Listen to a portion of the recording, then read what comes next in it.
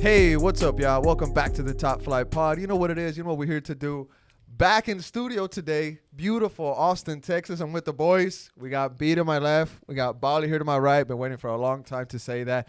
On the ones and twos, today we have my G Neff. We also have the amazing, very intelligent Alex, football critic. Shout out to him. He is here with us in the studio. But I want to start off with the two guys who we haven't heard from in a long time.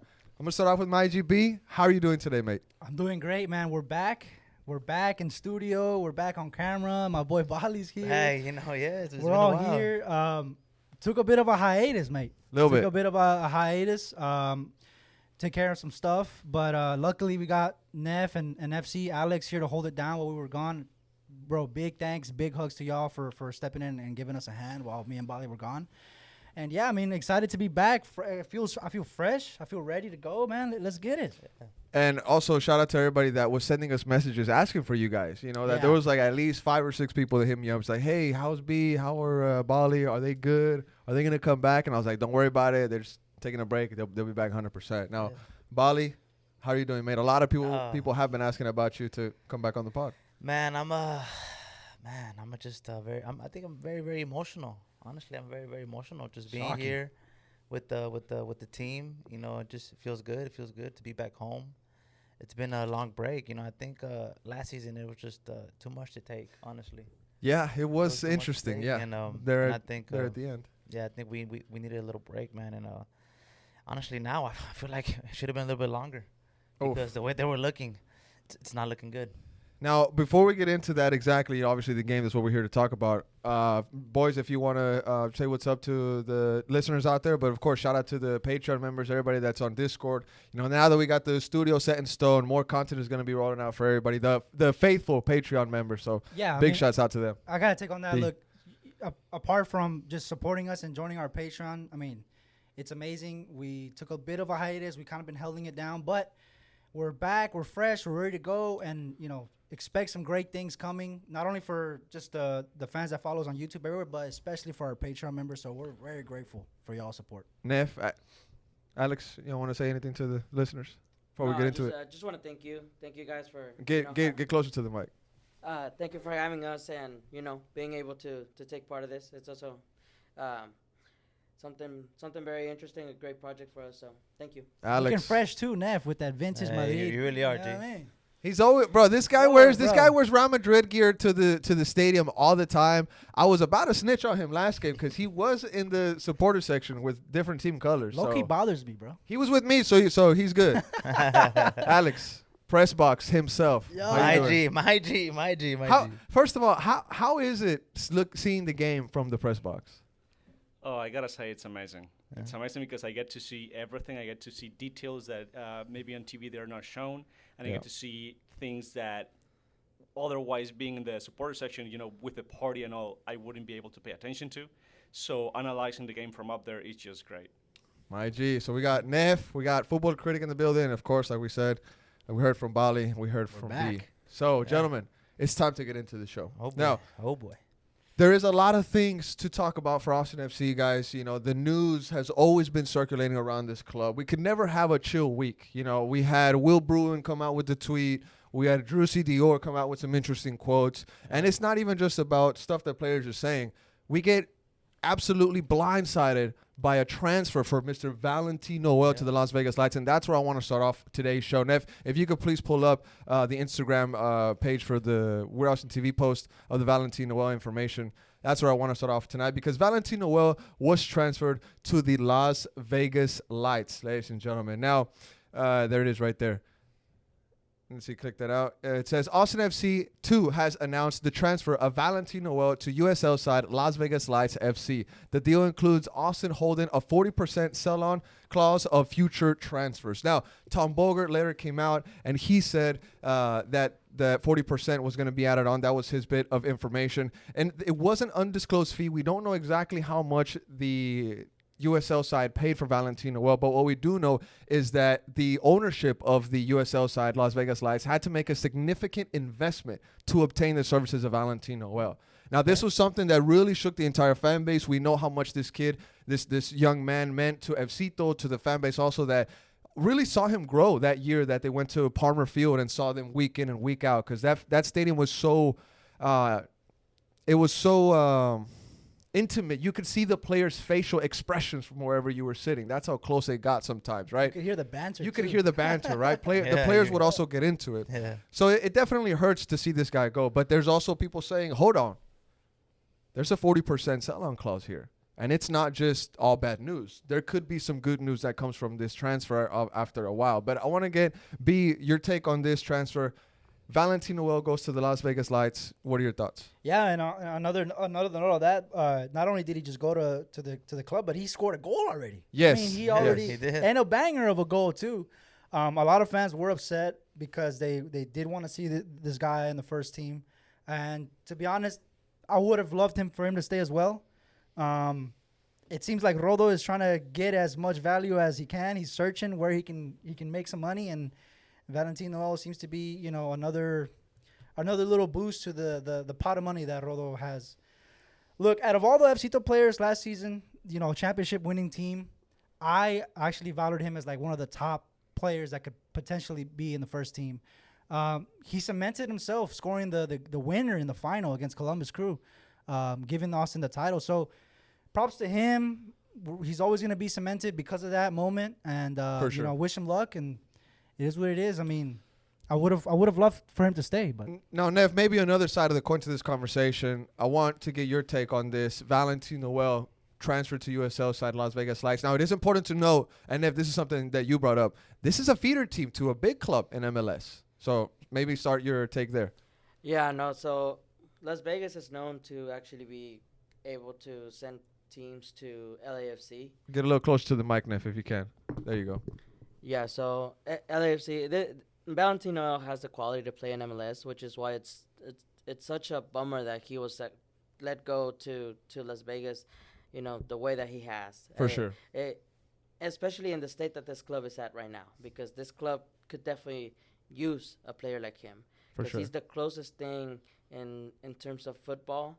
As a 10 Driussi. is what you're saying. As a 10, yes, as a 10 to Driussi that you have, because there's not an Owen or even Dani that gets close to that position. We do have to point out, Neff, though, that the jump is big from MLS Next Pro to MLS, and maybe USL fits him well right now. Could be the case. However, with the numbers that Valentin has, and with the squad depth that you have at the moment, you really, why wouldn't you give him a shot? Yeah, I agree. That's the thing, because you saw that Wolf had to change his whole dynamic in this game because he doesn't have that 10, and he had to park and abandon his system because he doesn't have a 10 that he trusts, and he just let a perfectly good one go.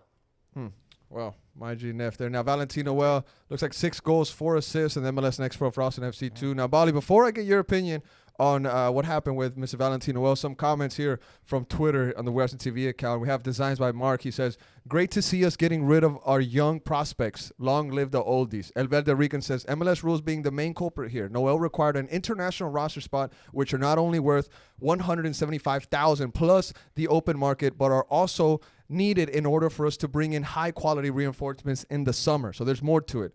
Victor Calzada says, relax, let Rodo cook. Ha, ha, ha, ha, ha. He's not even a cook himself. Texas Citizen, shout out to my G. He says, don't love this. Granted, he'd be wasted in our offense if we actually used him. Are we at least getting any money for this? So there is going to be a fee coming to Austin, but fans are still hung up on the fact that we're letting go of our young prospect players. But fans also coming out and saying he's not that young. He's already 23, 24, 25, somewhere in that range, right, Neff? He's 24? 24, thank you. So, Bali, your take on this before we move on to the next topic. Man, I feel the fan base. I think that he has great potential. He really does have great potential. And I think that the international spot was the issue at the end of the day. And Noel looks at it. I think another season in the Austin FC 2 is kind of a waste. Take the step up, go to a USL team, a good USL team. And I'm telling you, I wouldn't be surprised if I see him in the MLS very, very soon. Now, guys, before we go on to Dani Pereira, I just want to say this. Somebody very close to Valentin Noel reached out to We Austin TV and said he had to leave. The road was blocked. Yeah. And we'll end the Valentin Noel segment with that, boys. All right, moving on to Dani Pereira, because there's some news there with him before we get into the Austin FC match. Got to talk about this, because Dani Pereira has been called up to the Venezuelan national team to face Italy in Miami and Guatemala in Houston for the upcoming FIFA dates this month. Now, Football Critic, I want to get your expertise on this, because you're our Dani Pereira guy. You know, you're the one that has broken big news about Dani Pereira in the past, and I'm sure there's going to be more here in the future. But where are you at with this? You know, you've been somebody that's been calling for Dani Pereira to join the Venezuela national team. We know that there's a problem there with the visa status and stuff, but it's pretty much almost done.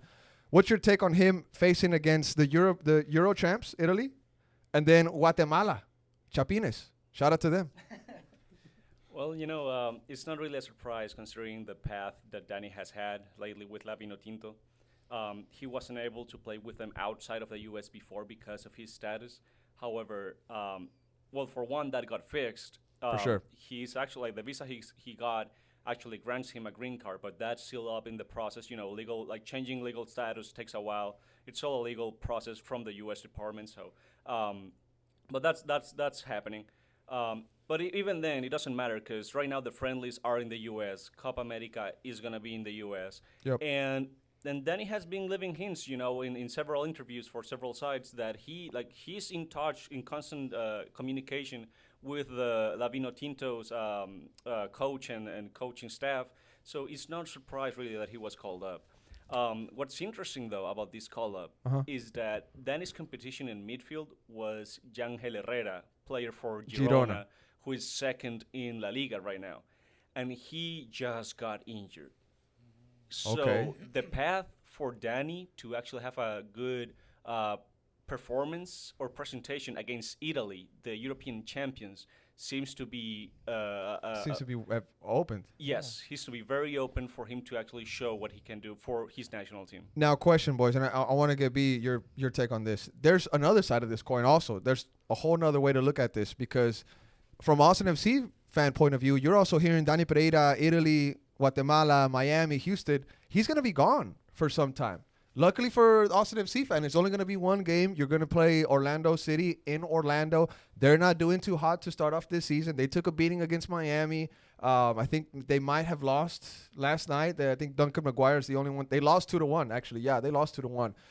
So Dani will be gone for at least one game for Austin FC. He didn't start against St. Louis. We had a plan without Dani Pereira. It could have been executed. We're going to talk about that here in a bit. But B, your thoughts on Dani missing against Orlando because of this international duty? Yeah, I mean, if he misses, I mean, look, we're going to need everybody that we have in the roster. We came in this season with a thin roster already. For sure. But I think, I mean, if you're being real, dude, if you were to tell me, hey, would you rather have Dani and then not him participate in this situation? Bro, go to Venezuela. Go. Okay. This is a big opportunity for him. This Okay. is what This is the thing of dreams, bro. To represent your country against the European champions, like Alex said, a spot that's open for you to showcase your talent. I mean, this is great for him. I'm happy for him. I hope he does well, and I'm excited to see him. We're going to be locked in to see the results on that, his performance, and we'll be covering that as well, of course. So happy for him, bro. Happy. Now, these fans on social media commenting on this graphic on the topic, they sharing the same take you got, B. We have Juan Zamarron. He's calling out Jorge. He says, but Jorge said that Venezuela doesn't, Jorge said that they don't have him for their plans of the Venezuelan team. El Bederican says, these are key games to ensure he makes it onto the Copa America roster. Pedro says, eso papa. And then Bengalov says, hell yeah, Dani is good. Just sucks his MLS coach isn't. But Bali, anything you want to add on Dani Pereira? Because you, of course, have been somebody that's been following this kid's career since he landed in Austin and went to the Fairmont for his first couple of hours here in Austin, Texas. Of course. We went out there, B and I, we met him, and we told him straight up, like, yo, there's this guy, Bali. He already knows how you play. He likes you a lot. And at that moment, Dani Pereira knew who Bali was, and now we see him. He's all grown up. He's going with his national team. Yeah. Thoughts on that, bro? Yeah, and man, and at that moment, you know, we knew who Dani Pereira was, you know, and now the whole world. Nobody was really talking about Dani. And now the whole world knows about Dani Pereira, you know, and man, I'm very proud of the kid, you know. I think his future is bright, and I think not only his future, but the whole Venezuela team's future, you know. I see Football Critic covering the team. To me, the players look better. And I'm excited for Venezuela and also for Dani. And I'm ready. I'm ready to see him play, and I'm ready for us. You know, it doesn't matter if Dani isn't there. You know, we have Valencia who can step in and perform for us. And another note on that: what a time! What a time to be called up in this Venezuela national team. Because if you look at it, if you really look at Venezuela, their history, it's their football history. It hasn't been rankings. Go ahead, you go. Oh yeah, I mean, just right now Venezuela is playing great. They're hot. They're on track to qualify for the World Cup. It's just everything's great, and what a moment for him to step up in the national team. Nev, I think he's pulling up here the rankings for Venezuela and the CONMEBOL. I think they're in 4th, but Football Critic, give us your take on really just the Venezuela update, how they're doing in the qualification before we move on to the game. Well, you know, the qualifiers stopped on December, and they won't resume until September of this year. So, you know, it's going to take a while, and Copa America is in the middle. So the question right now is not really about the qualifiers, but more on Copa America, right? Like how they're going to do. For sure. And to me, the most interesting part is how Dani is going to perform in these friendlies against Italy. Okay. Like for you, Bali, Dani's going to face your guy, Jorginho, from Arsenal. Jorginho, yeah, dude. Is he ready for that? Is he ready for that? That's a question. Yeah. Okay. Now, what if Dani exposes Jorginho and he makes him look silly? I doubt that. But it could happen. It could happen. You know, it could happen, but I doubt it. You know, it's gonna be tough. Yeah, no, that's the question. I mean, because at the end of the day, Dani is still an MLS player, right? For sure. We know the level of the league. We don't want to hype it too much. And at the end of the day, like Jorginho is playing, you know, at Arsenal. Varela is playing at Inter Milan, who are, you know, destroying Serie A right now. Yeah. So you cannot expect, or I cannot expect, you know, a 23-year-old, you know, facing up for the first time, having a, you know, destroying that midfield. Yeah. But I do want to see what Dani can do at that level, and I think that's what us FC fans would want to see from their own very player. I agree, mate. Now, for the fans that are out there, if you want to catch those games, March 21st, Venezuela plays Italy in Miami at 4 p.m. I think that's Central or maybe Eastern. Just keep an eye out for that. And then a couple days later, March 24th, it'll be against Guatemala in Houston. It'll be at 5 p.m. Now, Guatemala, last time they played in Houston, bro, they packed that stadium. Really? Packed, bro, to the rim. I saw the videos like on Facebook and stuff, dude. It was full of Guatemala fans. So I'm excited to see what the atmosphere looks like for that match, bro. That's going to be exciting. Good honestly. Game. They had a great showing in the Gold Cup. I mean, they went out to Jamaica, unfortunately, but yeah. We have a homie that's from there, and he always likes to talk about soccer. And I mean, lately they've been getting better. Their coach is Juan Luis El Flaco Tena. I think that's his name. Tena. Flaco Tena. Tena. So, yeah. But all right, gentlemen, we need to move into the game. We're going to talk about now the Austin FC against St. Louis match. Now, that game ended last night. It was 2-2. Interesting match, to say the least, guys. We were there. Bali, you and I were watching it. Yeah. Neff was with us as well. Football Critic, we mentioned, was in the press box. B was working in the level 1 field access, getting the photos, getting the shots of the players, and also uploading anything to the story, like of them warming up and stuff like that. He says that the ball didn't cross the line. You were right behind the goal. Yeah. It did. Neff is over here talking about, oh, they already drew the lines. It was in, blah, blah. B was right behind it, mate. I trust this guy more than a league that doesn't have goal line technology right now. To be fair, but he has an agenda, bro. Go ahead. Go ahead, man. I'm gonna pretend I didn't hear that, bro. But look, to be fair, I wasn't in the most perfect of angles. I was slightly behind, but to me, I mean, look, the ball hit the post. Stuber actually hit it towards goal going in, but he managed to save it. To me, bro, the ball did not cross that line, bro. I think that was not a goal. Now, 2-2 against St. Louis, y'all. We mentioned Julio Cascante getting the goal. Matt Hedges also, well, he was get the first one, but St. Louis really didn't let up. I want to get your overall thoughts, gentlemen, as we get into the topics of this match. We'll get into the lineup conversation. But, Bali, if we could please get your overall thoughts. Like I said, 2-2 at home. That's 3 games in for Austin FC. All the goals have been scored by center backs. We have yet to win a game at home. 2 points out of 3, where you could have had maybe 6 because 2 of those games were at home. What are your thoughts on the match? To me, it was a great first half. I think that, and I said it last week, my advice to Wolf was to drop some of these players. Some of these players don't deserve to start.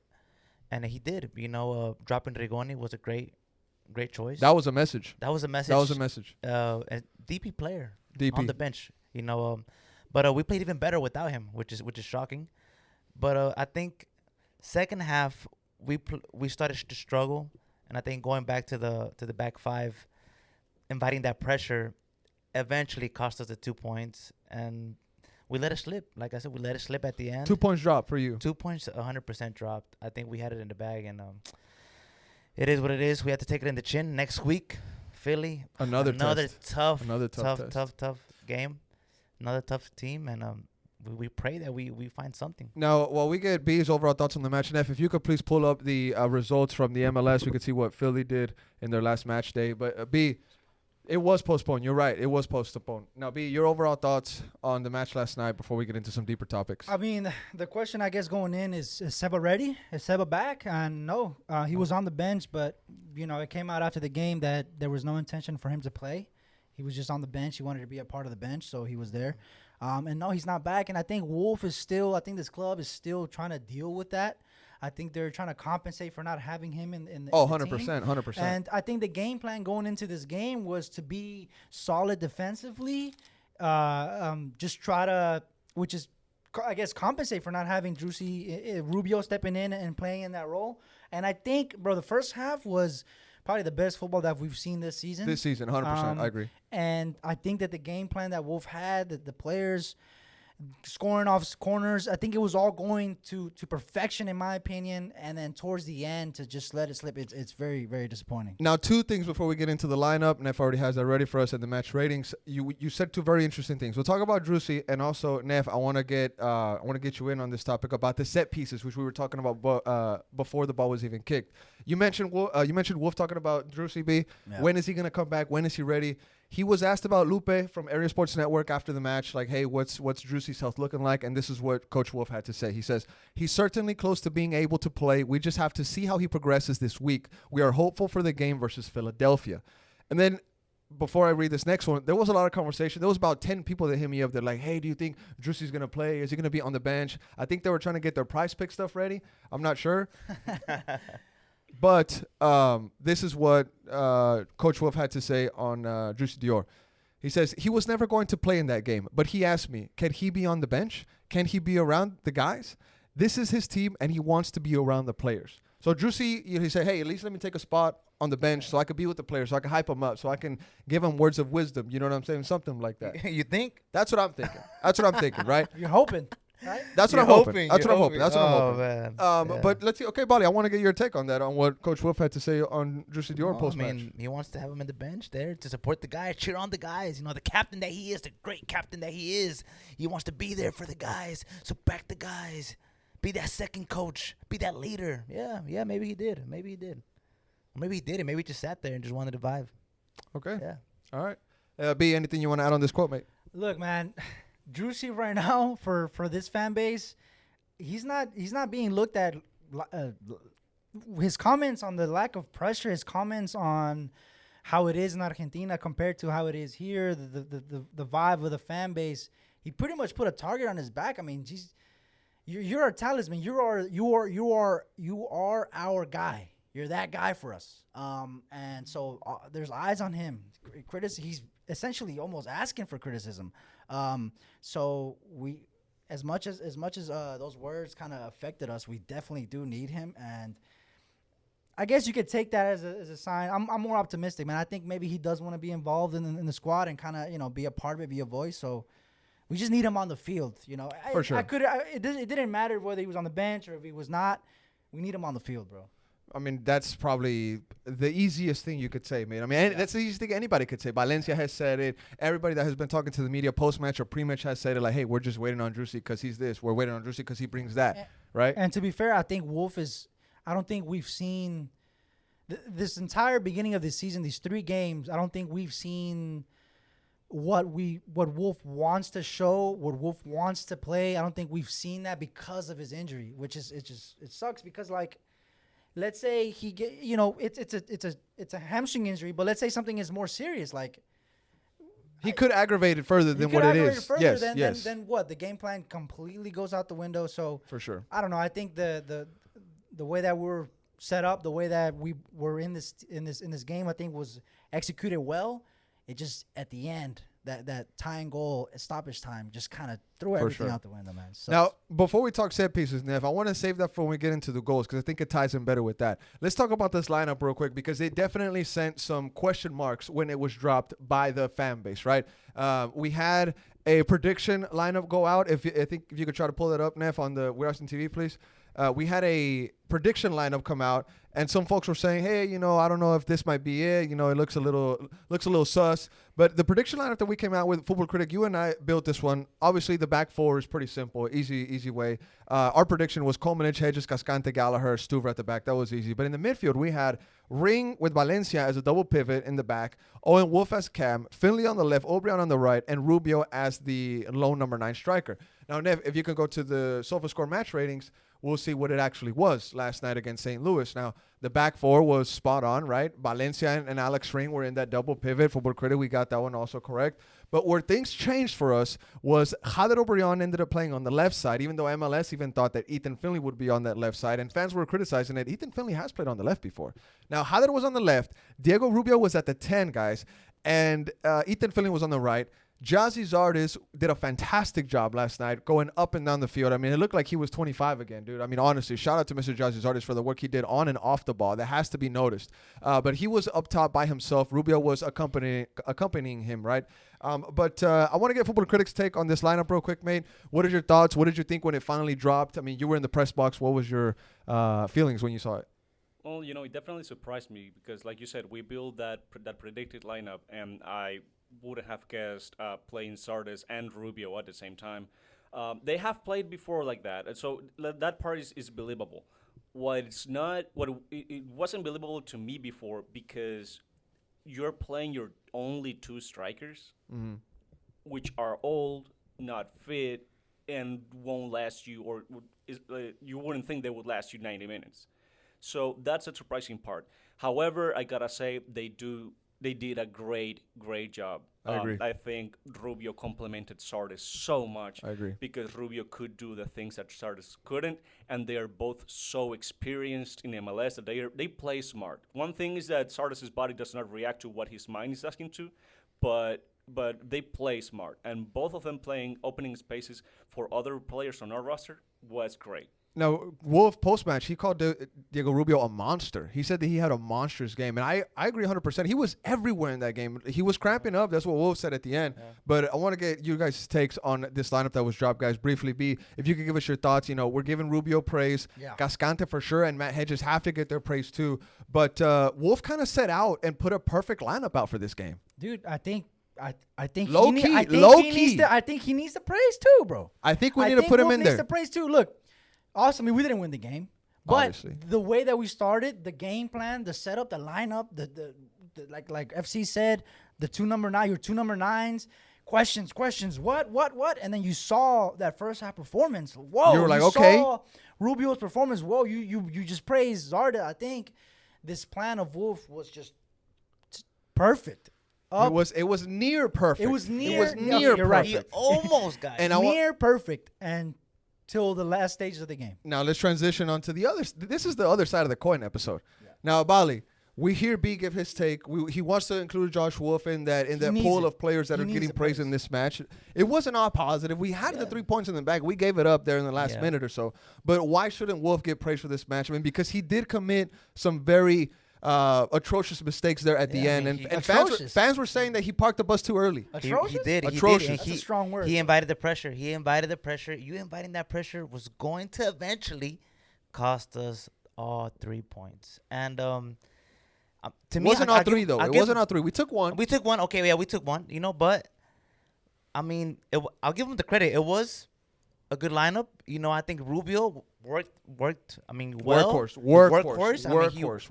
And I think him benching Rigoni was a great choice. Also, we saw a bit of pace on the wing, which we love. Ethan, Jader, but parking the bus early, going to that back 5, inviting the pressure, it kind of ruined everything. And Now, some words here from Josh Wolf real quick. Now, he says this. It's another game at home where you want to grab more points, but you got to stay positive. It's the third game of the season. Again, we're playing against some of the very best in the league. It's a step in the right direction. Getting guys healthy and fit would be nice going forward. He also says St. Louis brought in a couple guys. They loaded the line. We had to go back to a back five in order to match it. We had to deal with their numbers in the box at that point. We ended with a back five, yes, in the end of the game. It's a bit messy. It's what soccer looks like late when a team is desperate for a goal. You're talking about that pressure that was invited by Austin FC. I mean, you could say that he invited pressure, sure, but I think that the game plan was to withstand pressure, bro. I think that you saw how we played against Seattle. It was all pressure. We held on for the point. I think the game plan going into this game, a chunk of that was to withstand pressure. You could question the subs, sure, you know, players and playing in positions where you're like, what's going on at the end, trying to salvage the point.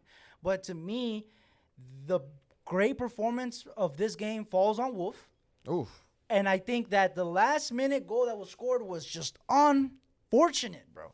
The deflection to go into that. It did go off Finley. There was pressure. I get it. The subs, you can question it. I understand.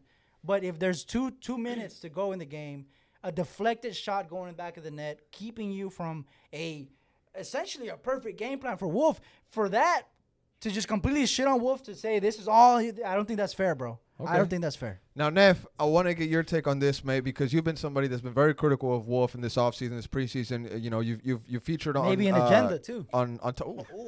You've featured on Top Flight multiple times, right, in this offseason, and fans have said that you've been very critical of Josh Wolf. So we hear B kind of defending Wolf just a bit, right? Now, to balance out the pod a bit, what was your take on Josh Wolf? Essentially, fans were saying that the 2 points drop was all on him. Look, you and I, we watched the game together. Yes. And you asked me precisely this question before we left. And I'll answer it the same way. Josh Wolf deserves praise for this game. Okay. However, he also has to be accountable for where he messes up. And for sure. 100%. And that's where I think B is being unfair to the fans, trying to tell them that Wolf is not accountable. Is he accountable for a deflected shot to go in the back of the net? He's accountable for the players he allowed to be on the field at that point. Sure, but the shot was deflected, mate. It was a shot that was that's how the game is played, B. Exactly. That's how it is. Yeah. Now, one thing that I do want to mention about the substitutions that obviously affected this lineup while we're on the topic was the Owen Wolf substitution, right? Yes. When he was brought in, I think Jordan mentioned this in the fan reactions, why not put him at the right back position where we've seen Owen before, right? Maybe he would have been a little bit more quicker to the punch. Also, Guilherme Biru has to be talked about in the second goal that St. Louis scored because he kind of looks like he let the player just waltz into the area. He kind of gave up on that. His defense was soft. I keep hearing that this guy's going to take Zan Komanich out whenever he's 100%. I'm still waiting to see Biru at 100%. Oh, he will. I didn't see 100% there in that play because he gave up on it. Anything you want to add on that, mate? He will take a spot. I'm telling you. I promise you that. I stand on that. I'm still waiting to see it. I'm still waiting to see it. Alex, anything you want to add on that, mate?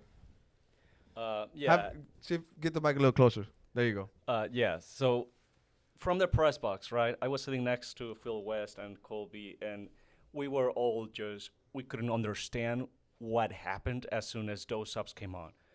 And to me, it wasn't the subs, like it wasn't the players that got onto the field and that came off.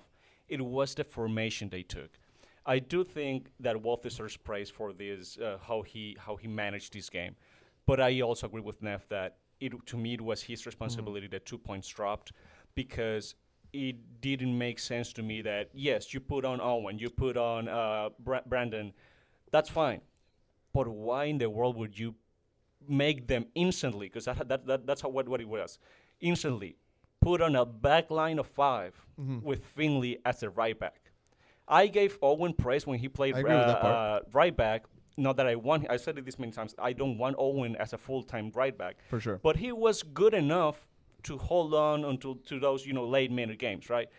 Why not put even Owen there, who's fresh? You got a Finley, a guy who ran the entire game tirelessly. He did great and was done. He was exhausted. Yeah. Why are you putting Finley at right back when he doesn't really mark defensively? When he's tired, instead of putting someone fresh. Because the problem is that St. Louis was all on us at those late minutes, and we were just trying to get the ball out of there. But if you don't follow your marks, you're going to get scored on. Now, the substitutions that were in question, Rigoni came in for Hader Obrian at the 68. Biru was on for Kolmanich at the 68. Dani Pereira came on for Rubio at the 84th minute. Heinzike, like Football Critic mentioned, on for John Gallagher at the 90th minute. And Owen Wolf, the substitution that everybody has been questioning, even as they were leaving Q2 Stadium, I had a guy tap me on the shoulder. He was like, it was that sub. Did you see him? The dude, he walked up on me, tapped me. He was like, it was that sub. And I was like, what the hell? But yeah, Owen Wolf came on for Zardis, minute 90 +1. Now, Neff, I think you had to take. Do you have anything else you want to say on Yes, it? just real quick. The one thing and the most impressive thing about this game, and that we're all forgetting, we're not even mentioning, is Josh Wolf abandoned his system. And he played with what he has.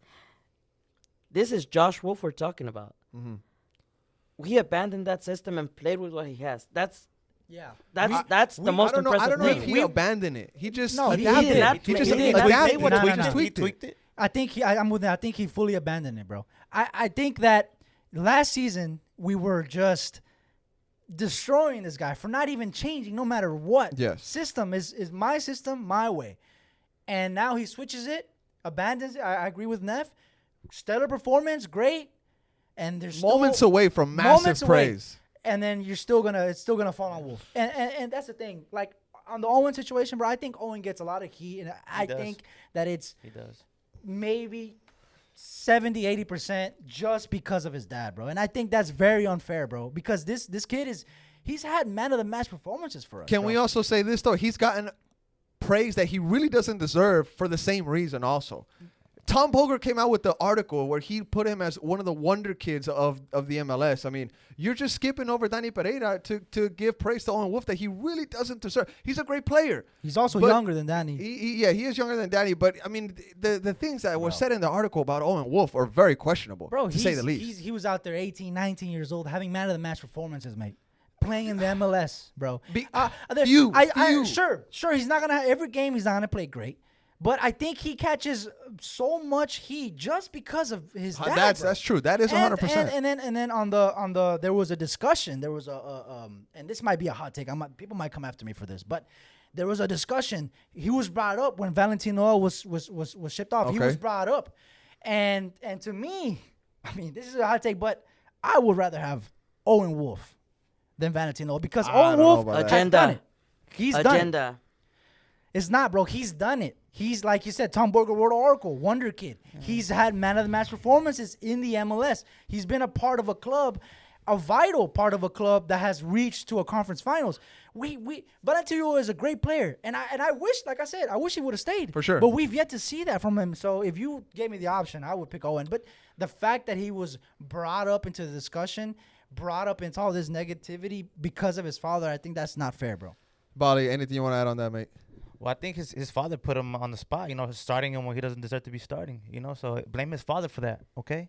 Okay, blame his father for that, okay? Don't go out here trying. No, hold on. No, you hold on. Let me talk now. For sure, go ahead. Because, he's over here, blame his father for putting a spot on his back, Blame his father because he's the reason why he puts him there when he doesn't deserve to start. He's the reason why there's a lot of players that deserve to start over him, and he still starts his son. So blame his dad. Well, honestly, mate, one could even say, and this, I'm just this is me speculating, right? One could even say that Valentin Noel had to leave because his road, unfortunately, was not going to be clear because of players like Owen Wolf, because he gets the minutes, he gets that nod that sometimes it's unfair. The international spot that we needed to even have. And also the international spot. In Owen's defense, I want to say this. The minutes he gives us, the work that he gives us, he works hard week in and week out. He's very physical for his age. For the amount of money that he earns for Austin FC and what he counts against the salary cap,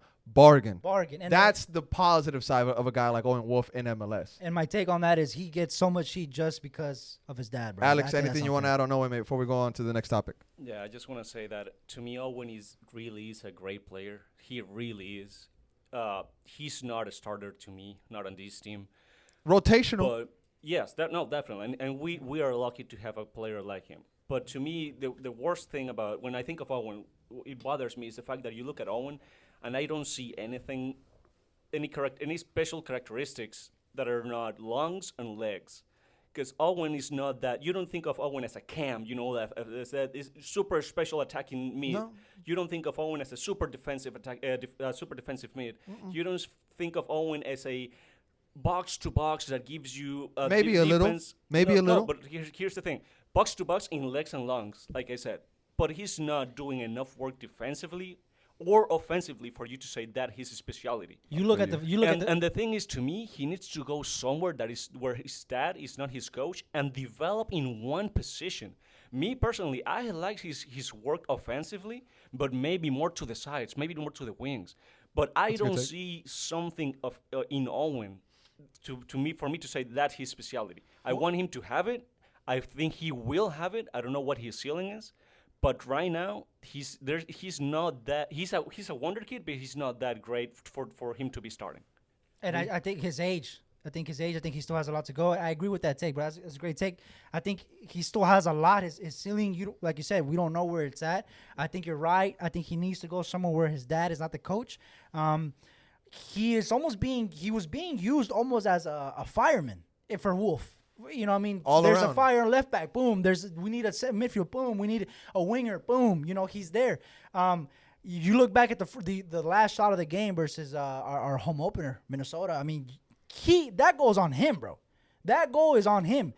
Biro tapped it in, bro. But if you look back at that goal, the play is him. You see little small sparks of creativeness in this player, and I think all that gets overlooked because of his fault. I think some people come after him just because he's the son. But on top of all that, I do agree with what you said. I think he does need to go somewhere where his dad's not the coach. Maybe like his brother Tyler, Atlanta. Wolf isn't the coach there, but I think he was involved with the ATL for a bit. I don't know. But, all right, we spent enough time talking Mr. Owen Wolf, guys. We got to go on to some more events that happened in the St. Louis match. Now, I want to just real quick touch up on the highlights. If we can go in rapid-fire motion on the goals is how we like to do here on Top Flight when we talk about the goals that happened. Now, minute 14, we got Matt Hedges' header from a Jean Komanich corner kick. It was actually the corner kick was won by Ethan Finley. It was a play that was created by him and John Gallagher on that right-hand side. Ethan was kind of looking for the PK. Instead, he gets the corner kick, and what resulted was just as good as a penalty. Now, what happened, Jean Komanich takes it. Matt Hedges puts it into the back of the net. Now, Bali, you and I got hyped when this happened. What was your thoughts when the tower, Matt Hedges, put the ball into the back of the net? Tower. The tower. What a goal. I was excited. Great goal. Great set piece, great corner, and I'm excited. It was nice, happy. I know you were happy. I was happy because Hedges for sure has been playing well the last two games, and I think that's something that a center back needs. I mean, when a center back scores a goal, bro, it's probably the biggest joy you think anybody could ever have because they don't get to score goals, man. I agree. They don't get to score goals like the forward. They don't get to score goals like the cam or the winger. So when a center back gets one, it's special. Sounds like you play that position. 100%. 100%. Oh, yeah, you did, right. Yes. Now, okay, minute 49, Edouard Lewin, penalty goal. Alex Ring commits the foul. Your thoughts on this? I mean, because it was right as soon as the second half started, we drew 1-1 because Ring committed this silly PK. We thought it was outside the box, but it was right on the edge, and the fake referee gave it as a penalty. Yeah, I mean, I think that sums it up. I think it's just a silly mistake. Coming from Alex Ring, you wouldn't want to see those mistakes. But, yeah, that was not – we did not need that, especially coming out in second half, starting off. But we responded quickly, bro. 100%. Now, we responded quickly. Just 2 minutes later, minute 51, Cascante's header from a throw-in play. Now, I think this is from the training ground. Now, we can get Football Critics thought on this one. I think it's a one from the training ground because Gallagher, now that Lima is no longer with us, he takes the role of that throw-in, right? He gets the ball, throws it to Cascante, who's a clear target man in any offensive throw-in that we have on that side of the field. Cascante just gets a nice little head on it, right? It falls to Obrion, who very intelligently opens it up to Alex Ring, who makes up for his previous mistake in that penalty, puts the ball back into the area. The St. Louis defenders completely forget about the original target man, Julio Cascante, and he's by himself, acres of space. Burki couldn't do anything. He's falling inside the goal, trying to keep it out. The ball's in the back of the net. Burki's into the back of the net. And Cascante, the center back that he is, celebrates this goal like it's no tomorrow. But, Alex, your thoughts from the press box, mate. What was going on up there when this went into the back of the net? I know you guys can't celebrate, so was it crickets or what? No, yeah, definitely some gasps maybe. No, but yeah, definitely it's interesting to see that because to me, and that may be why the 3 of our goals this season have come from defenders. Yep. But the fact that we have someone like Julio and Hedges, who are so offensively important, are playing at the same time for us is great.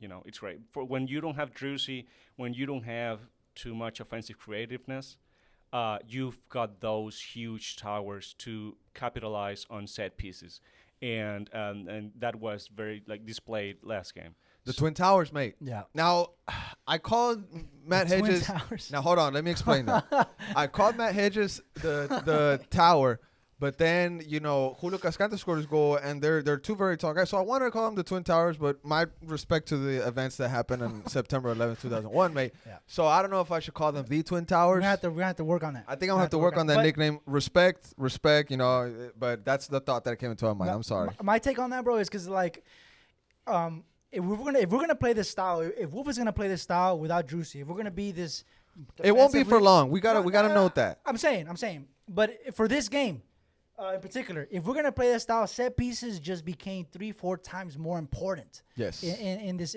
situation, so we took advantage of that. And I'm hearing, did you tell me that we got a new set piece coach? Yes. And yes. So to me, I think that's coming from the Cascante goal. I think came from the training ground, bro. Training ground, 100%, bro. Now, so yeah. Now, Nev, you and I talked about this before the game.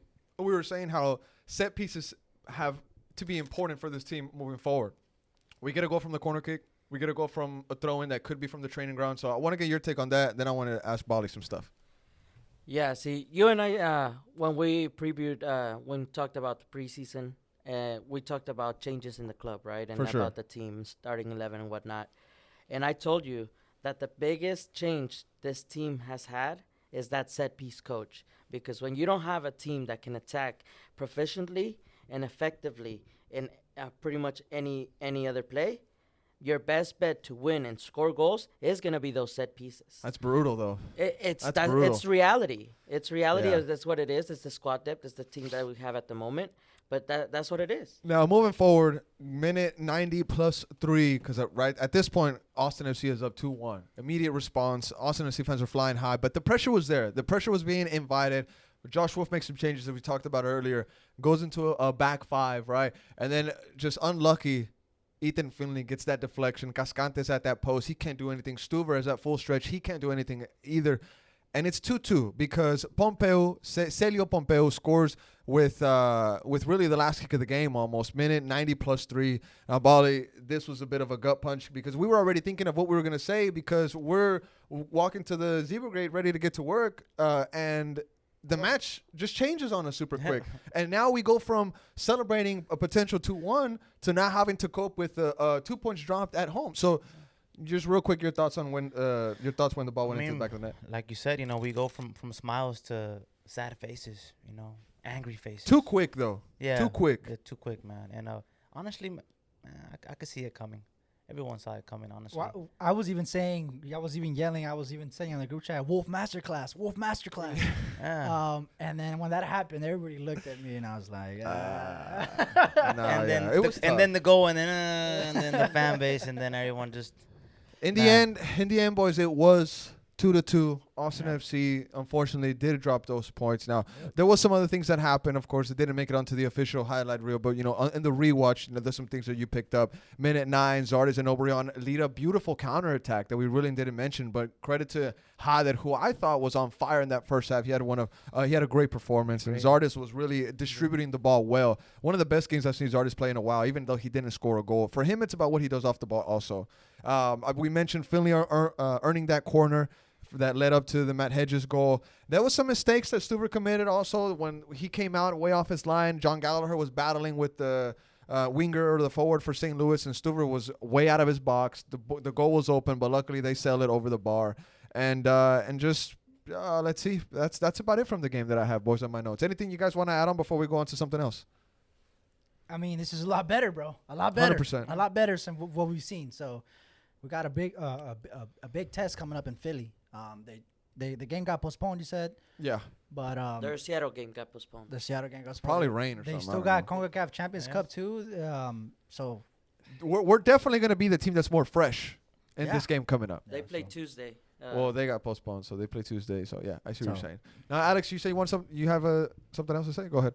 Yeah, I just wanted to say that all the praise to Josh Wolf for this setup for this game. Hell yeah. The plan.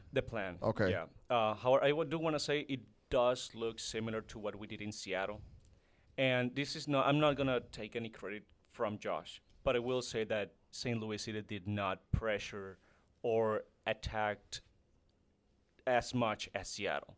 So I think that this worked. I have a note on that. Go ahead. This worked because Seattle wasn't as effective on pressure as we expected them to be, because that's what Josh said on Thursday, right? So that's why we found those spaces. I think the plan was to be ultra defensive, but when we saw that St. Louis City wasn't going to pressure us that much, and when we saw that Rubio would open those spaces with starters, and when we saw that Hader would run to take on those spaces, we saw the opportunities. We took them. To me, I'm taking that mentality of the team to say we're actually getting better, and we can create something out of nothing. We're getting better. We're getting better. I think so. He said we're getting so. better. I agree. Mentality. Insert Driussi. Mentality. I agree. But game wise, insert Driussi to this team. A team that defensively they're finally getting it together. You insert Driussi and the clock starts ticking again. Well, I said clockwise, it. not counterclockwise. You too. We build from this, man. We build from this, man. One of the biggest things that we saw was precisely Rubio and Sardes opening spaces. You give me Driussi on a wing, and his specialty is to go for those open spaces. Driussi will pop up out of nowhere into those spaces and score. So that plan could work with Driussi back. However, not every team is going to play like St. Louis did. True. So we may not be able to have those opportunities. And we're also not going to play everybody like we played St. Louis. We're gonna change the plan. So some real quick stats. In 3 games, Austin has faced 62 shots, and 21 of those have been on target. Pray for Stuver's health. Stuver's been going off. Stuver's been going off. He's been going off. He has been. We had this conversation, and maybe we could talk about it further in future pods or like the next Patreon pod that we do. But is Stuver a top 10 goalie in MLS? Is he top 5? Is Stuver top 5 in MLS? Top 10, 100%. Top 10, 100%. Top 10, 100%. From what we've seen this season, yes. Is Stuver top 5 in MLS? Top 5? Top 5, I don't know. 5 is pushing top it. 10, 100%. Top 10 for sure. Top 10, 100%. You boys, you two, yes or no? Just say yes or no. Is Stuver top 5 in MLS? No. Neff, No. does he crack the 6th man? Is he number 6? No, okay, no. Is he top 10? Is he top okay? Top 10? Yes. Yeah. Okay. Okay. Is Stuver top 20 La Liga? I think so. Why are y'all laughing? Why are y'all Why laughing? are you laughing off Why camera? are y'all laughing? Why are you laughing off camera? Why are you laughing? These guys off are laughing camera? off camera. Be real. Yes. They're not even gonna yes, answer. he is. Okay, Yes, moving he on, is. moving on. I'm Moving gonna on. tell you something, H. No. You're going to take too long. No. Cut the mic. There's only 20 goalkeepers in La Liga. They're Okay. starting. Okay. So he does make 20. No, he'll be in 2nd division. Okay. Which is not bad. Now, Josh Wolf has 1 win in 16 matches. Oh my God. Last win was versus DC United in 2023, and then before that it was against Sporting Kansas City in the summer of 2023. So we beat SKC in the summer. We went through Leagues Cup. We beat DC United, and then we still haven't won a game since. Wow. Tough. That's Damn. insane. Insane. That's insane. Anywhere else in the world, he's gone. He's gone. But it But is no, we're MLS. Austin FC. We What is it? What we is it, love B? Josh. What is what? Welcome. Welcome to the MLS. Welcome to the MLS. Welcome Nah, to we're the past MLS. that, bro. We're Trust past the that. process. All right. From homie Jordan, he said on the fan reactions, we're in Josh Wolf's senior Senior year. of school. Senior year. Yeah. Yeah. By the way, if you haven't checked it out, the fan reactions are out. Incredible reactions. I think everybody dropped a really good take. Vanilla even went after Juicy in Spanish, mate. Now, we talked about some quotes, right, post-match from Josh Wolf. Now, just real quick, I'm going to read what Gallagher said post-match. He said, still chasing that feeling. We were in touching distance. Yeah, extremely disappointed and frustrated. We wanted to have that first win for the fans and still craving that feeling. I hope it's a kick in the ass for us and sends us in the right direction. And then Dani Pereira, he says, we have to learn how to close out games. We have 10 guys in the box, or 9 guys in the box, and a last-minute goal, which is insane. We shouldn't be conceding if we have 9 guys in the box. And then Stuver comments on the match. He says, it's heartbreaking. I think you see the personality of the players, and you see that the guys are willing to sacrifice everything they have right now. And he also took comments on the goal the ball didn't cross the line. He says, I don't think it was as close as people thought it was. She was on the line, but had to keep it out. It kept us in there for a little bit. Now, those are post-match quotes from the players. Another player that has been in question, I want to spend just 2 minutes on this, or 3 if we can, is the stuff that Driussi said to the MLS reporter John Arnold about really the league, the fans, and whatnot. And Driussi hasn't played for Austin FC this season, right? He's been out with the hamstring. He's been questionable. But he really caught a lot of us off guard with these quotes. Now, we'll get your reaction, B, first. We'll spend a couple minutes on it. Driussi says, in Argentina, there's a lot of pressure during the entire week. People are very passionate. I never had any peace. Moments I could go out and spend time with my family. So here I found that peace. Those moments with my family, and could enjoy things a little bit more. You know, he also says that right now he misses that because he can feel the good pressure if you don't produce on a weekend in Argentina. You know what's going to happen in Argentina. You played poorly, and you know that on TV, the journalists, the fans who are crazy about soccer are going to be there Monday. He also says that sometimes you miss it. He misses people saying, hey, you are doing things poorly. For a player, that is good, according to Driussi.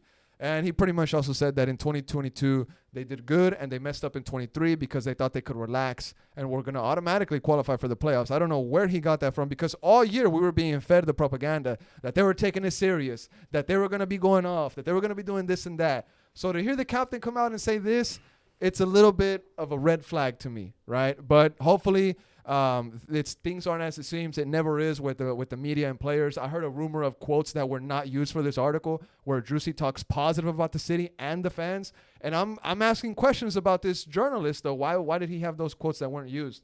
Is that real? Is that a QC control rumor that was put out by maybe his PR team or something to try to level things out? I don't know. But B, your thoughts on what Driussi had to say? Dude, he essentially dissed the lack of pressure being put on this team. I mean, you talk about last year. That was not pressure? The toxicity, the vibe? I mean, that was not pressure. I mean, he said no. And on the last part, he said that last year he admitted something. I don't know if you caught that. He said that maybe they were relaxed a little bit. Yep. Who was that? Who was relaxed? Was Wolf relaxed? Was the player relaxed? Who was relaxed? Because it seemed to me like the players were relaxed, bro. Yep. So all the Wolf stuff, you got a bunch of players who are, we're good, relaxed. I mean, it is the coach's job to motivate these guys, but this is not necessary, bro. You're calling, let's call it how it is. He's calling out the fans. I want to say this too, B. I don't know if a lot of people caught this, but the journalist that dropped this article is John Arnold. This guy worked with FC Dallas or reported on FC Dallas for years. Could this have been a piece controlled to mess up the Austin FC fan base? Maybe, but from an FC Dallas side. Maybe, but the words are concrete there, bro. Yes, those yes, words yes. Came out, yes, those words are concrete there. 100%. Look, man, and in Argentina and Mexico, the pressures, there's cars get caught on fire. People actually die, bro. Yes. Like this type of pressure, you're essentially saying, this is nothing. Like, you know, essentially. And to be real, he's right, bro. He's right, bro. The league, Argentina, it reflects the culture in those towns, in the cities of Argentina, in the cities of Brazil, in the cities of Mexico. The vibe, the culture, it comes from the culture of the city. We're in the United States, where the culture that we want to provide is Austin. It's Austin. It's the culture. If I don't see this team, I don't see other teams around the league growing to a point where we're flipping cars and turning them on fire. I don't think we'll get there. It's just part of the league. So in a way, he's right, but you don't need to come out and say this, because the fans are essentially, he's asking for it, bro. Yes, and that's one thing I wanted to mention, Bali. I want to get your take on this. You don't want to hear my take on this. When the article was posted and no pressure, whenever We Are TV came out with the graphics of what was said, and it was word for word. We don't change words. We don't do anything. What's posted, we pretty much copy and paste it just with our graphic on it and whatnot, so the Austin FC fans can know, right? And this is Driussi's words, right? But the fan reaction after this was like, "Oh, really? Oh, really?" That's pretty much what the fans were saying. I mean, there was fans saying, "We're gonna post his address. And I was like, it was like, no, chill out. You know what I'm saying? Chill out. He wants pressure, bro. I mean, yes, bro, yes. What kind of reaction you think he's? Bro, you think about it. What kind of reaction you think? Exactly. Now, I want to say this, right? I don't mind if a player is here taking the MLS as a maybe vacation or taking it as a lighter than what those other leagues are. But at least kill yourself on the field. At least leave everything on the pitch. Give us a competitive team, right? But because there has been questionable things about this club and some of these players where it feels like lately this club is just a brand, and lately it feels like some of these players just have their own agenda waiting for their contract to run out so they can leave soon. Be real though, H, bro. Exactly. Let's say we play Philly next week at home. Let's say they slap us around 3-1. That next day, he can go to Domain. Oh, 100%. Walk around Domain 100%. and be flooded with love. 100%. But shouldn't that be life? Shouldn't that be how life should be, bro? Why the violence? Why the hate? Why not have a good coexisting outside the pitch while you kill yourself on the field week in and week out? The same way you would do if you were playing for River, Boca, Fluminense, Flamengo, Barcelona, Real Madrid. Es el fútbol, pa. Es el fútbol. And he's saying he misses it, bro. That's what I'm saying. Do it here. We're giving you $6 million a year. It's not enough. The stadium is yours. The team is yours. We're building the culture around you, and you just did that to the fan base. Yeah, that was not necessary, bro. Especially Bali, who's the guy, the pressure, the Bali's army. We have there is no pressure, bro. We have to hear from you. What's Bali, going on? Because this is how I took it. I took it as him saying Bali's army is no pressure at all. That's how I took it too. I mean, I tweeted about it. You know, there's pressure. You know, the guy's a crybaby. You know, and the DMs. You know, I won't speak on it because I'm a man. You know, whatever said in the DMs, I'm not gonna speak on it. You know what you said, and I know what I said. So we'll leave it at that. But there's pressure. You know, he'll block me. He might unblock me, but I don't care. I could care less. He said what he said, man. He's here. He's collecting this check. Well, he's getting how much? $5 million. More than that. You think he's leaving? No. He feels good here. He lives nice. He got a Rari. He got a Rolls Royce. He got a Lambo truck. He got a Benz. He got a AMG. You think he cares? He has a team. Chilling. He has He's a team. chilling. This team is He's his. chilling. And that wasn't just a shock to the fan base, to also all that friendly media, all that media, the Austin FC media, all that friendly media that's out there. But you have people asking, have you had a breakfast taco? Are you like, what kind of question is that? But they're just trying to break the ice. What kind of question is that? Yes. Consider your career if that's the question that you're asking. I'm sorry.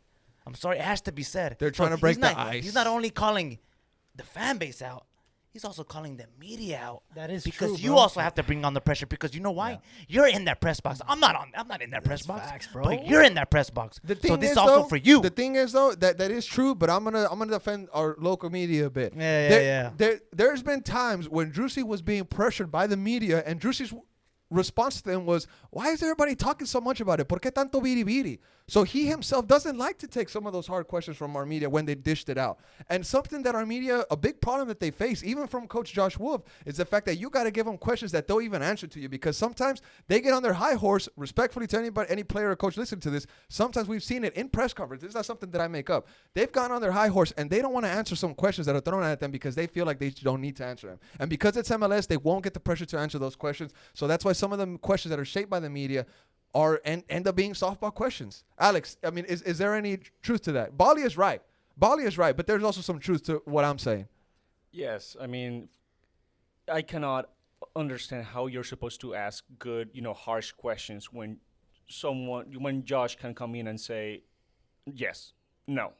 Exactly. That's a whole answer. Exactly. So it's hard. You, as a journalist, I understand that you do have to manage, tweak your questions in a way that would engage the coach, would engage the players. Exactly. However, I don't think that's how it should be either from journalists or from players and coach. Because at the end of the day, this is to me, answering those questions, it's part of the coach's job, it's part of the player's job, and you're just not doing it right. No, Bali's right. But yeah, that's bro. That's what Xavi literally he's quit because he said the media is too bad. That was like one of the main reasons why Xavi's leaving Barcelona. Yes, it's because he's tired of the media. Yeah, he wants he doesn't miss that. The media will eat you alive.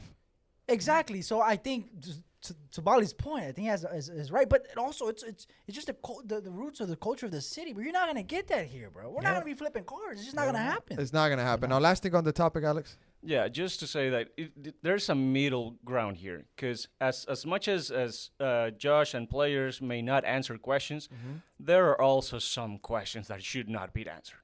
Right. For sure, I agree. So that's where he's right. That's where Bali is right. Yeah, that's where Bali is right. And this is not just on a breakfast taco question. This is also on a maybe good question, but not put out in a good way. For sure. Maybe so. Yeah, and this is happening. This happens a lot, especially in Colombia. Journalists put on their fan jerseys when asking questions, and you cannot do that. No, you can't. So they ask questions mad at the coach, and but that shouldn't happen. You should be neutral when asking your questions. So if you go mad at someone, even though it might be a good question, but you go mad at someone, attacking them, going at their throat. Yeah, I wouldn't want to ask your question to answer your question. For sure. And I think that's where Wolf and guys like Jorge have clashed heads sometimes this previous years. Yeah. Now, guys, just real quick, something we said we were going to mention on this podcast before we get into maybe some Arsenal talk before we end the pod here tonight. There was a Wolf out banner that didn't make it into the stadium, but there was a photo that's been circulating on social media. Looks like it made it to Hop Squad, but I think that they were advised to not take it to the stadium or it would not be let inside or might have been confiscated. I heard that a lot of work went into this banner. It's very, very long in length. It's pretty big. You would see it on national television if it was inside that stadium. And it reads Wolf out. Now, for some of the reasons that we were just talking about right now, about Josh Wolf being short with the media based on the questions that they were asking, his attitude that fans have said that they don't like from Josh Wolf, and his coaching abilities also contributed to this. But just real quick, B, where do you stand on this topic with the Wolf out banner? It's getting closer and closer to making it an appearance at Q2. Look, we've been covering this team since year one. It's been brewing, and we're at this level, bro. If this season is any resemblance to last, it's gonna keep growing and keep brewing. It's gonna keep going. I don't know how far it goes. Wolf has this year and next year, but on the whole Wolf out thing, I mean, look, once you're Wolf out, there's nothing. I don't think there's nothing he could do unless win the MLS Cup. There's nothing. This performances ain't gonna change nobody's mind. Even though had we held on for that point, it would have fallen on Wolf. I don't think you can change these people's mind. Once they're Wolf out, it's it. They're not going to stop until he's out. There are some good points with the Wolf out crowd, though. Of course. There are stats. There's stats that back their claims now. I mean, but there's also some good points against it. People were coming after him. He's the reason why Diego left. Turns out, maybe not true. Driussi coming out saying maybe last year we were a little relaxed. Who was relaxed? The players were relaxed? Because if that's so, then why does that fall on Wolf? So the recruitment. We're all messing around. We don't have enough players. We brought in players. Who's this guy? Whatever. Also not on Wolf. Question for you, B. Yeah. Do you feel like the fans sounded the alarm too early this season already? Because you edit fan reactions, so you might see more than anybody of us. Were the alarms sounded too early this season, or is it just? Because this has been brewing, like you said. 3 games in. It's brewing. We're 3 games in, bro. Insanely early. But like I said, this doesn't just start from this season, bro. This has been brewing from last season. For sure. So, it's just, look, I'm not going to, last season was horrendous. But, I hate to say it like this, but I'm going to just do it anyways. Wolf is not going to go. He's going to see the end of his contract. He's going to see the end of his contract. Mm-hmm. You could make your banners, and look, this is going to We'll get to Bali. I don't want people to think that I'm just coming out and taking shots at the Wolf out. Dude, I love the Driussi coming out saying there's no pressure. I'm down to show pressure. For sure. Do that. I'm not. It is what it is, but I'm thinking of it in a different route. You see us pinching pennies. You see us selling Valentin Noel for however much money. You see us buying bargain players. Rodo cooking. He's gathering up his coins. All those coins are going to go to firing Wolf. Now what? We can't just fire Wolf. There's going to be some financial, I don't know exactly the details on it, but we can't just. We got this little pot of money that we're looking to invest next season. We can't just spend that on getting rid of Wolf. He's not going anywhere. But I'm not going to shit on the Wolf out movement. Do your thing. Apply pressure. Apparently, Driussi said we don't apply pressure, so do your thing. Now, Bali, react to this tweet real quick, please. This is from @Mr. J Torres. Shout out to my G. It says, I see some are bothered by the Wolf out banner. You're exactly what Driussi was talking about. Soft. We have to hold them accountable. Y'all treat this like it's the Round Rock Express. Casual Sunday in the park mentality. Hashtag Wolf out. Verde hasta la muerte. I'm not bothered by it, by the way. I don't want look. Okay. People are gonna come at me, but I'm not bothered by it. I get it. I'm like, oh, okay. But I'm thinking about it realistically. Come on, sure. He's not gonna go, bro. Bali. Yeah, it's gonna happen this season. He's leaving. It's gonna happen. It's gonna happen this season, and it's the fans had enough. The fans had enough, and I think that tweet is spot on. Fans had enough with Josh Wolf, and he could say there's no pressure. There's pressure. Driussi saying that. You know, there's pressure, and Driussi, also Josh said that. You know, he said I don't feel pressure. You know, there's no pressure. Jorge did ask him today if there was any pressure of only having one win in the last X amount of months, and Wolf kind of brushed it off. Yeah, he doesn't care, but he knows that there's pressure. Man, I'm Wolf out, and I'll stand on it, and I won't switch up. And he has to go this season. There's no if, there's no buts. He has to go. We're hoping for a great season. We're hoping for playoffs. We're hoping for something. But the reality is that we're going to struggle. And he has to go. And I give him this season. And I ask for the fan base to unite, because it would only change if we all unite together. Oof. That's going to be interesting. See if it happens, mate. We'll see. Now, we'll see. Fans will be maybe on B's side. Fans will also probably be on Bali's side. I know that the Wolf Out movement is growing every day. There's probably one more person that gets added into the Bali's army, either on the Discord channel or on the Los Verdes Slack. You know, they got a Wolf Out channel there themselves. So we'll see what happens with the future of this team. We are wooden spoon contenders, according to the MLS experts. Maybe those predictions weren't too far off. But, hey, it's early in the season. Like B said, alarm sounded way too early. So there's still time for this ship to turn around, right? There's still time, right? Hopefully this Titanic ship can avoid the iceberg. But if they do hit the iceberg, then Wolf unfortunately does have to go, mate. Yeah. Now, gentlemen, anything else you want to add on the Austin FC segment? I have something I want to say. For sure. Go ahead, mate. Why would you, as a fan, be okay with putting up with this type of coaching for 4 years? Why? Just because he won't leave? That's very soft. Finals, bro. So? Yeah, we crumbled in the conference finals. So but he got us there. Yeah, but we crumbled. So it's Wolf, but not the players. You gotta pick. It's not about picking sides. It's about seeing the overall picture, and there's a lot of truth about Wolf being responsible for that. It's also a lot of truth that Rigoni came and messed that team up.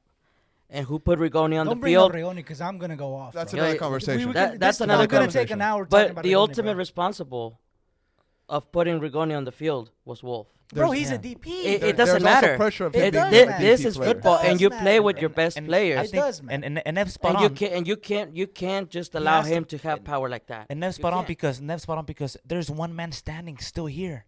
You know, Sean Rubio is not here anymore. Bye. Claudio Reyna is not here anymore. Bye. Josh Wood, why are you still here? You are the reason why these players came here. He's got a contract. Tarek, Rigoni, all these clowns that are here, that have been here, that just collected checks. Why are they here? You're one of the reasons why they're here. Why they were here, and they collected that check. So you have to leave. Simple. Oof. All right, boys. I guess that closes it out for the Austin FC segment. There'll be more conversations for sure on Austin as the week goes by on Twitter or whatnot. And all that jazz. Now, I might get some heat from the Wolf stuff, bro. Oof, it is what it is, bros. And it's gonna, man. Calma. Long season coming up, right? Long season. Now, a lot of stress, too. Before we do get out of here, I just want to touch up on Arsenal's success, Bali. Oh, yeah, the best team in the world. The fans haven't heard from you in a long time, especially on the Europe side of things. If you can give us an update on how you're feeling as a gunner. They're sitting in top of the league right now. Amazing. 5 games played, 5 matches won. They're scoring goals like it's nothing right now. I mean, Arsenal really looking great. But can they finish it off? I pray that we can. It's going to be tough. It won't be easy. But I love it right now. Right now we're looking great. We're looking amazing. Today's results helped you a lot, bro. A lot. Couldn't have gone better. Yeah, it couldn't have gone better. We have a big game coming up, Champions League, which will be tough for us. But we're coming. I think we'll pull through, and I can't wait, man. Hopefully, I pray that we win the league. What are you gonna do if Arsenal wins the league? What are you gonna do? Oh my God, bro! Could you imagine? You've never lived. I've never. Man. They've never won a league in your lifetime. right? Yeah, they I have. don't know. Oh, they have. The Invincibles. When was that? What year was that? 2005. Oh, okay. Yeah, never mind, but my we fault. won I the thought league that was before. earlier. We My never fault. won the Champions League. We never won the Champions League. We won. You've been to a final though. Yeah. You've been to a final. Well, okay. So, well, if I've I never won a think league since 05. if we win the league, I would have to. I think I would call for a month break if that's okay with you. A month? That's a long time, bro. month? I would have. I think I would have to just. You could take a week, bro. Yeah. Come on. Come on, bro. A Come on, month? bro. This guy, dude. We'll throw a Hey, party. maybe though. I mean, think about it. Think about it for a second. A month might be okay, bro. It's just 4 weeks. Bro, I mean, bro, keep it as simple as that's this. 4 Saturdays. Arsenal win the rest of the games left. They're champions. Yeah. That's crazy. That's crazy. There's 10 games left. What if we win the Champions League? Nah, whoa. I don't think I should sit chill out. there. Hey, Nah. come down. If a little we bit. do that, Nah. Y'all are down. Check this out. hey, I'll apologize to Wolf. I'll record a video apologizing to Wolf, saying I'm sorry. Everyone. Now, I think, I wouldn't do that. I think won't do Arsenal that. should. I think Arsenal should win the league, attract better players next year because they just won the league, and then shoot for the champions. It's too early for them. Oh, we have talent. We already have talent. What are you talking about? Madrid is going to win this one. Madrid is going to win the Champions League. Now, I can't wait. Neff Hopefully we has see each other. Neff has the table. Arsenal in first, Liverpool in second, City in third. They tied Banger today. Yeah, game. so today, bro. now Villa in people fourth. all around the world. This is what you call a proper league, a proper Yeah, title bro, race, what a- a what a- proper league, what a the best race. league in the What world, a race, bro. the best league in the world. This is what you call. This is what you call it 64, right 64, 63, Bro, and then 1 55. Point, Best 1 player. point separating the The three best. teams with Yeah, 10 games okay, left. but look at the gap from third to fourth. That That's is- almost 10 yeah, it is points. pretty bad. Every It is other pretty bad. league is wrapped up, bro. Bayern Leverkusen's got it. PSG Yeah. won it 3 weeks Look, into the season. Credit to Villa. Credit to Villa. Villa's doing wonders. Good. United and Tottenham duking it out for that 5th spot there, and West Ham on the tail, bro. Yeah. West Ham on the tail. Chelsea 11th, bro. Bro. Real quick update. Chelsea 11th. We got Newcastle. Hey. By the time you listen to this, probably game's already over. But we got Newcastle next. I mean, That's a 4-point We- difference between y'all. You got to beat them. we were a couple minutes away from penalties for a cup. So we lost to Liverpool. We still in the FA Cup. We'll see, man. We'll see. Chelsea closer to the bottom than to the top right now. Insane. It's That's insane, crazy. man. £1 billion pounds I mean, spent.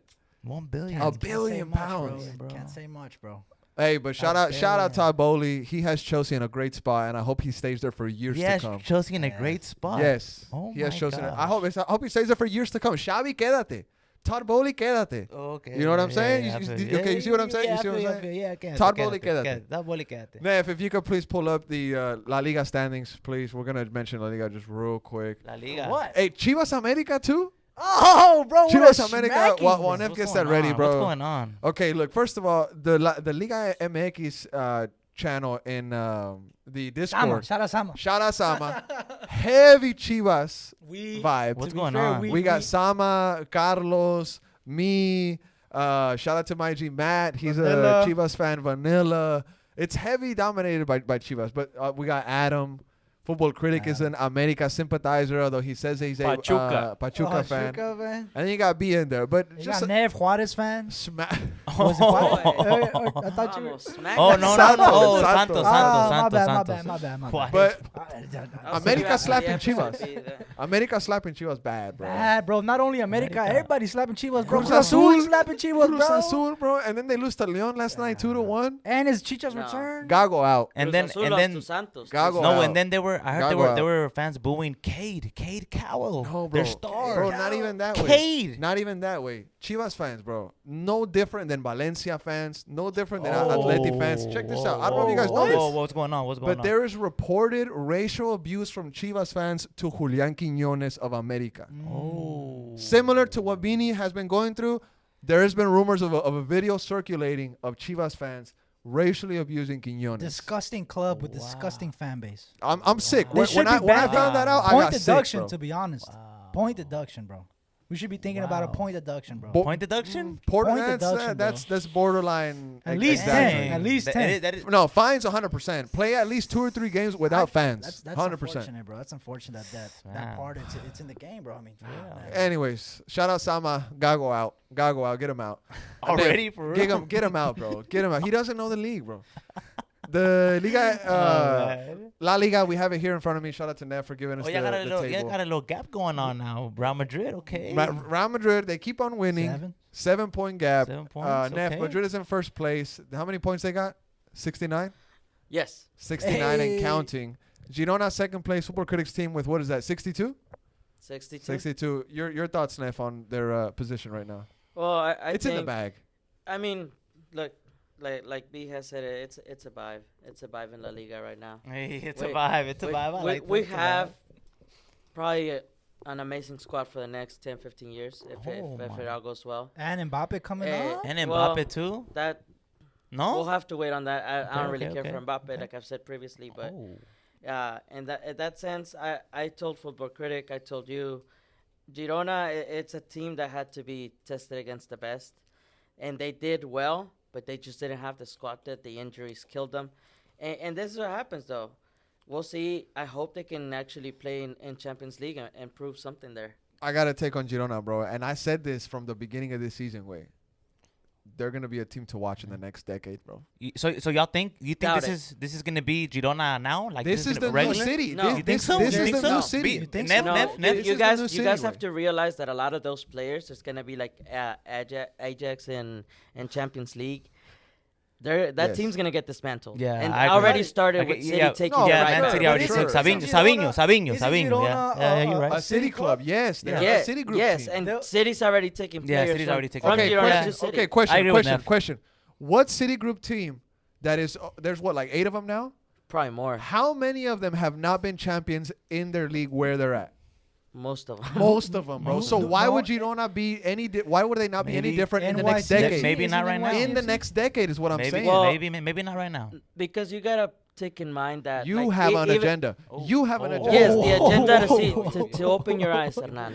You have to realize City Group. A lot of the players that they have never even played for their parent club, as is the story of Savinho. There's a lot of movement around there, and those players are not necessarily gonna ever even play for City, and they're gonna have to leave Girona because they want something better. Telling and that's someone- just the truth. Telling someone they have an agenda is wild, bro. We said Yeah. that like a couple times on this podcast. We don't have to chill with that, bro. That's That's true. That's My some fault, crazy my fault, my allegations. fault. Well, bro. Yeah, you know I'm what? sorry. I'll Crazy take this. yeah. B, I'm sorry you do not have an agenda, but Wolf's definitely paying you something. Oh, no. That's worse. No, That's that's worse. worse. That's worse. I'm not getting That's paid worse. for nobody. That's My worse. thoughts are What's coming going from on the here? heart. I've bro. never That's seen worse. someone Where's defend my Wolf money? with. I'm not with- defending. B only Where- gets See, a Bro, sponsorship. it's from facts. Blue This- Chew. This falls on Wolf. The I'm saying- performance was on Wolf. Where's my money at? You know, where's Mali's money at? You know? Whoa. No, Whoa. Whoa. We're- FIFA we're- FIFA fair play. FIFA fair play regulations are starting to come in. MLS roster rules too. How you think we got the stew? Nah, I'm just Yeah, playing. it's I'm a just joke. playing. Oh, Just yo, playing, bro. It's wait, just wait, we. wait, wait, But we just hey, playing. Wait, We we're just lying to playing, each other man. now? We're Back lying to- to each other back now, to bro? Girona, Wait, mate. hold on. Back to Girona. Real Madrid got lucky that they crumbled in the last part of the season, bro. I don't I know agree. that I agree. we got lucky just because we heavily outplayed them in any scenario that you look at. They did beat them twice. But it And- seems and- like Girona started focusing more on top four than even competing and that's for the- fine for because the- that really at this point in the season that should be their objective. That's Now- their championship essentially. Yeah. Now, Nev, Yeah. before we close the pod, can you pull up the Champions League bracket real quick, if that's possible? Oh, the Champions. game's coming up. We got Arsenal's playing. Arsenal's we have playing. Porto. Look, right now, look. I'm ready. Madrid I'm- made it I'm- through. Madrid, Madrid, City, PSG, Bayern are through. Juggernauts. I want Madrid. In I the want quarters? Madrid. In the I quarters? want You- Madrid you don't next. want No, that. you don't I want want You don't- Madrid you next. don't I want want that. Madrid I next. saw Arsenal I want fans Madrid on next. social media saying I want that Madrid next. Madrid is nowhere compared to the Arsenal right I now. want Madrid next. That's I want very Madrid. on the I want surface, Madrid bro. next. Very Look, on the I'll tell you surface. this. I'll I tell you want this. Madrid The next. football that Arsenal are playing are way. I think it's more It's more attractive. beautiful, more attractive than Madrid. Bonito. Madrid, Hermoso. Madrid against Leipzig. I was watching the game. Bonito, I sent it on hermoso, the group precioso. chat. I was like, when's the last time that Madrid go at teams? Hey, Lace up the gloves and let's get it. The funny thing is that you don't win games by doing that. You win that by scoring goals, and a lot of that has been Nev, proven. You can ask City. You can click that out. I'll show. Yeah, I'll show. Nev, Nev, I show Click respect. that page out. Because Click it's that too page much. out. Too much on Yeah, my. yeah. Just go to Google next time. I show respect. I show respect when it's due. I respect. No, Madrid. don't even go to that way. Click that out way. Right here. I got it here. I respect Madrid. I think honestly, I think that if we face them, that's going to be the hardest competition. But you know what? We want City, the bro. hard competition. If you want to win the Champions want you League, you next, have Papa. to face We opposition. want you next, like us. Papa. We want you next, Papa. Vamos. We want you Damn, next. bro, he's calling. And I want You know what? I want the best. I want the best now, not later. Ahorita. Cáimela ahorita. You know Papa. what? The beauty of Ahorita, this dámelo. is Bali saying Real Madrid's the best. Yeah, Real Madrid is Thank the best. you. Real Madrid is the City. best. City's the best Real team Madrid- in the world. honestly, this season I see City. I can see little flaw. I can see them struggling a little bit. They're not the same city. They're not the same city. Well, Arsenal still has to get through Porto. Yeah, they're down too. They're down. We still need to go to Porto. But when we beat Porto, I want Madrid.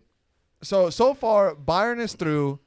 PSG is through. PSG, Madrid, Man City is through. Surprise, surprise. And Madrid. So you got Bayern, Madrid, PSG, and City. 4 juggernauts. Yeah. On the other side, still still fighting for a spot. Arsenal, Porto, Dortmund, PSV, Atleti, Inter, and Barca, Napoli. It sucks so bad that I'm not in this I conversation. want it. Bro. I want it. You know, I'm excited. I want it. This is Real Madrid. I think Real Madrid is gonna get another new You think patch. so? I think it's gonna time. be. Jude. You know where the finals at? You Where? In London. you as a Madrid fan. Okay, let's see. Who would you want in the final? I mean, who do you think I don't that care would be who in I the get in the final. Who I do know you we're think? winning You as a it. Madrid fan. You in the Champions League. That's a Madrid fan? We're gonna Who see. do you think is gonna be in the? Who do you think will be the final? We're gonna see. I think. I mean, they're still. They draw No, teams out. dime ahorita. I want City. Ah, I want City. I want my like league last back. year, rematch. You want I want my rematch. league Last back. year you wanted them and you got them. You want Yeah, rematch? You got 'em. I did. You got 'em, bro. They also I want got them us again. the year before that. I want them again. UNEF? You want City too? I don't care who we Oh, get. It doesn't matter to me because at the end of the day, I know who's gonna win that game. Hey, Okay. everybody though, Okay. if you ever watch a game in the future next year with Mbappe when he joins the team, remind him every week when he watches the game that he said he would not celebrate a goal scored by Mbappe in a Real Madrid kit. I believe it. Oh. I believe So it, bro. when Mbappe scores for Real Madrid, if Neff celebrates and you're with him, let me know if I'm not there, please.